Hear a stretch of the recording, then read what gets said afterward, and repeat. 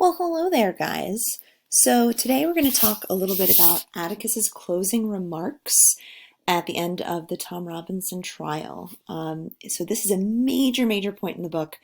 So much has happened up until this point, and now Atticus finally gets his chance to really hone in on the jury and tell them what he thinks and tell them how they should make their decision.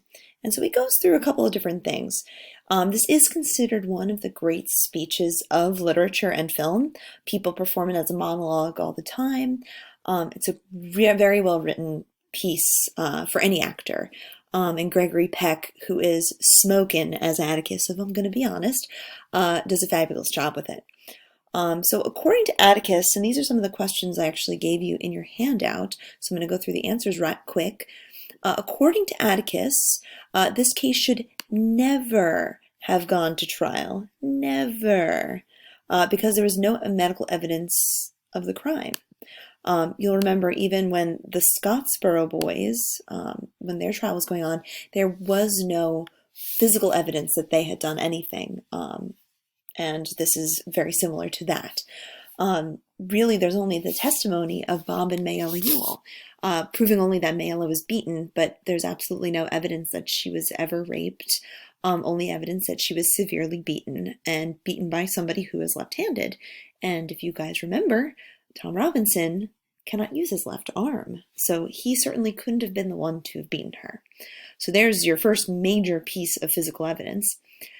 And then next, Atticus thinks Mayella is guilty of accusing an innocent man of a crime he did not commit. He thinks that she is guilty. She is the one guilty here in the courtroom, not Tom Robinson. And he does say he feels bad for her and the life she lives. I mean, who wouldn't? This very poor white woman, considered white trash. Nobody will talk to her. The only person who ever shows her any kindness is, one of her black neighbors, Tom Robinson. And she ends up sort of trying to turn that relationship into something sexual, really. And when she is rebuffed, when he doesn't go for it, she's embarrassed, and even worse, her father sees it happening. And then, of course, as we all know, as the audience, we know it was Bob who beat her. Of course, Atticus makes it clear he does not condone what she's done, but he does feel bad for her. And finally, he does say that Mayella has to put the evidence of her crime away from her, that she accuses Tom of rape so that he'll go away, he'll be gone, and she'll never have to kind of face her terrible actions. So, according to Atticus, the American court system is what makes all men equal. That idea, all men equal, right? That's a phrase we hear a lot. It's what America is based on, and he feels confident that the jury will make the right decision based on the evidence. But remember, again, this book was inspired by the Scottsboro boys' trials, and we all know what happened to them. And this is, of course, because Harper Lee knows that anybody reading this book is going to know about the Scottsboro boys. Remember, she had grown up hearing about the Scottsboro boys.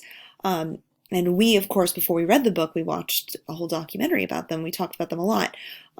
She's going to expect that we know what happened with the Scottsboro boys, and here's where we start to see some more of that foreshadowing going on. Also important to remember, historically, black men and 0 women served on juries in the South back then. And Atticus simply begs the jury to do their duty and believe Tom Robinson. And it's up to them, of course, to decide what will happen. And we'll have to see what happens next.